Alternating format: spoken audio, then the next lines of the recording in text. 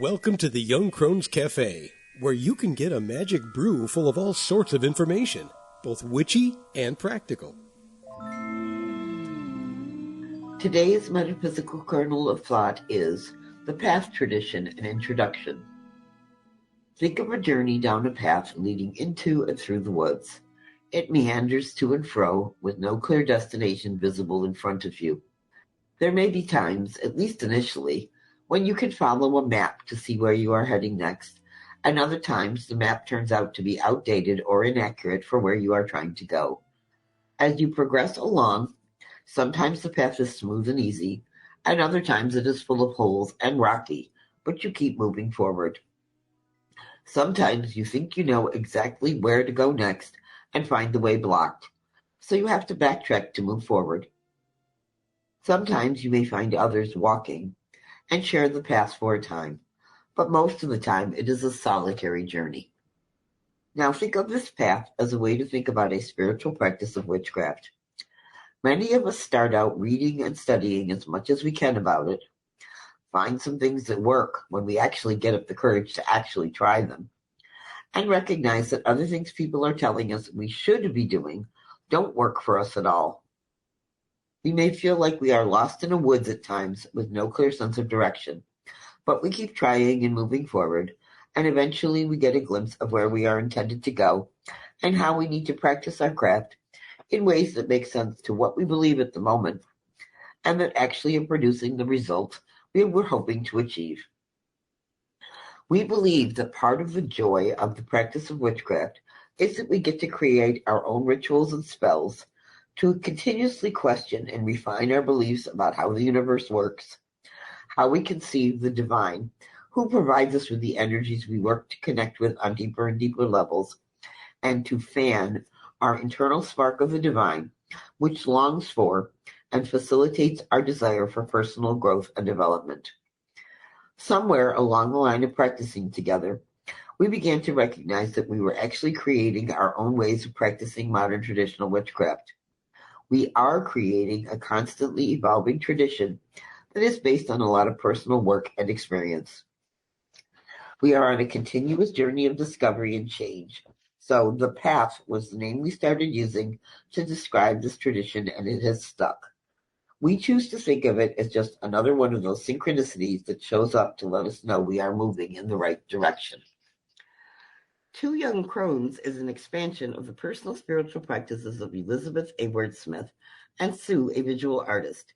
We have both identified as witches for about 20 years and have been practicing together for well over a decade. As older members of the pagan community, we write and create to enhance our collective wisdom and want to share some of what we have learned with others. Now that you might have caught on to a basic idea of how we view the practice of witchcraft as a path, which may or may not have a specific direction, here's a short episode introducing us, a little bit about our practices, and our ideas about what future episodes of our podcast are going to be about. Sue is a gifted gardener who is dealing with some personal health issues. She lives with her partner, Dave, and a cat.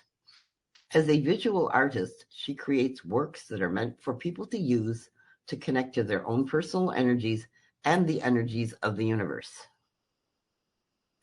Elizabeth has been in recovery for about 29 years and has custody of 7 of her grandchildren, which has forced her to become an expert in extreme time management.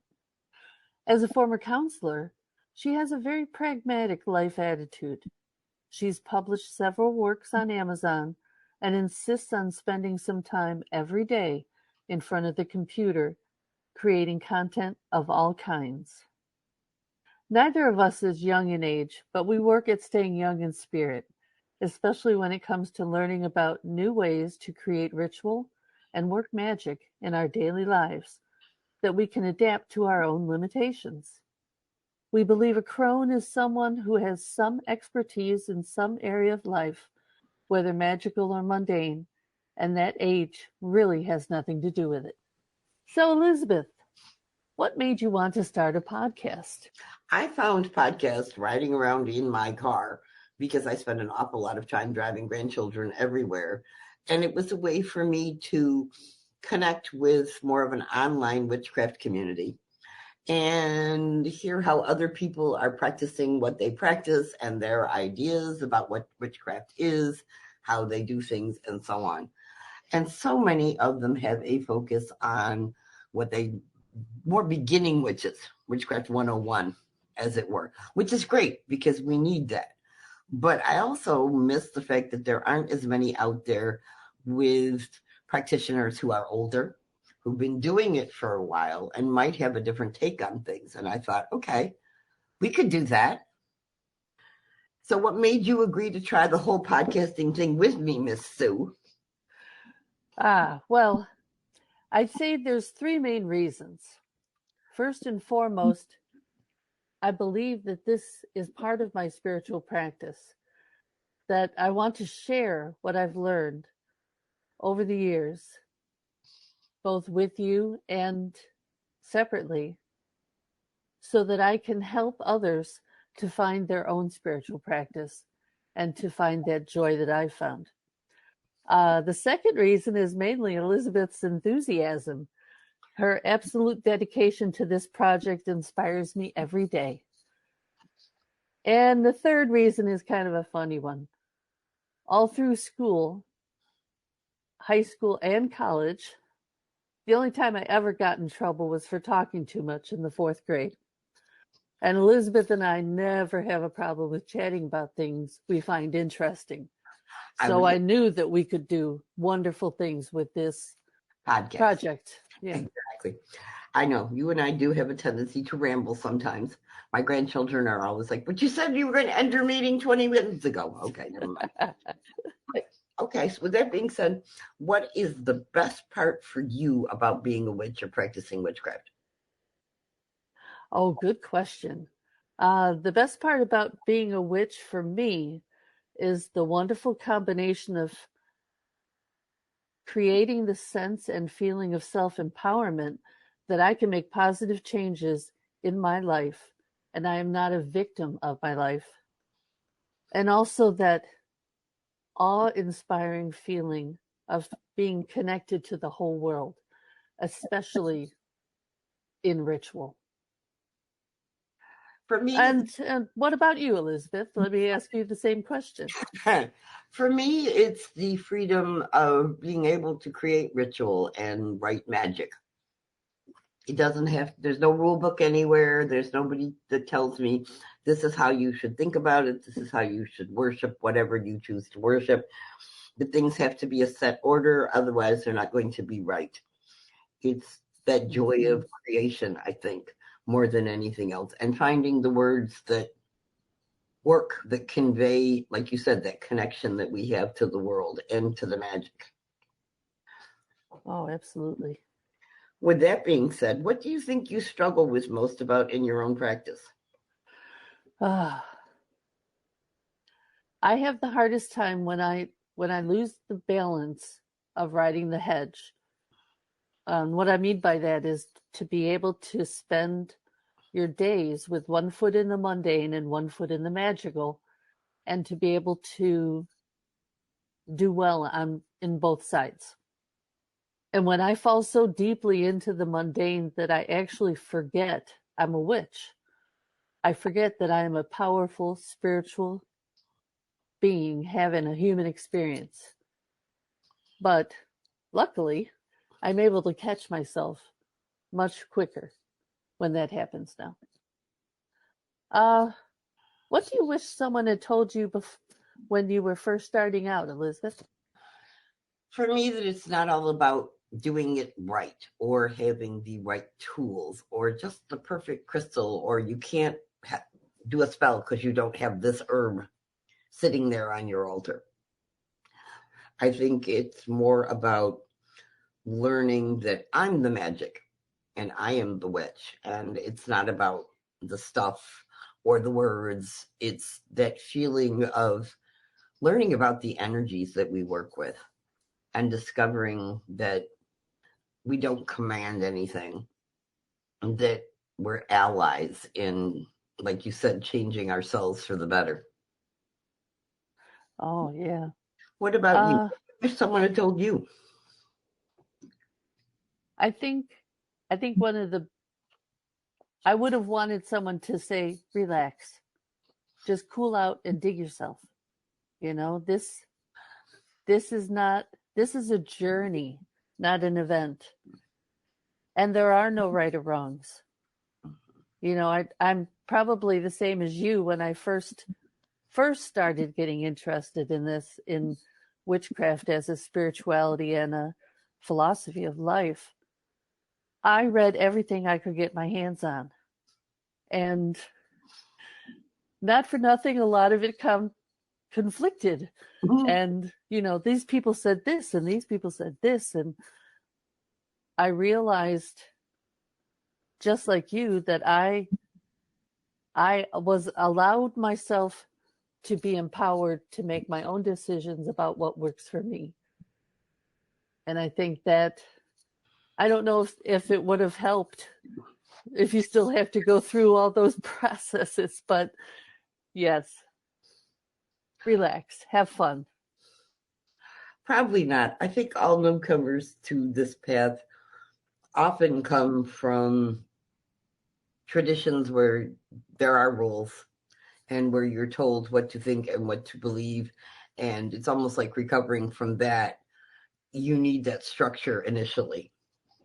But with that being said, future episodes of our podcast will give you a little overview of what we're planning to try. First, each time we're going to discuss what we like to call a metaphysical kernel of thought. That's an idea, or the beginnings of an idea, which is why we call it kernels, about various parts of how we see the energies we work with, how we see the world around us, what we think about different aspects of witchcraft practices and spirituality in general, and kind of take a deep dive into each of those topics.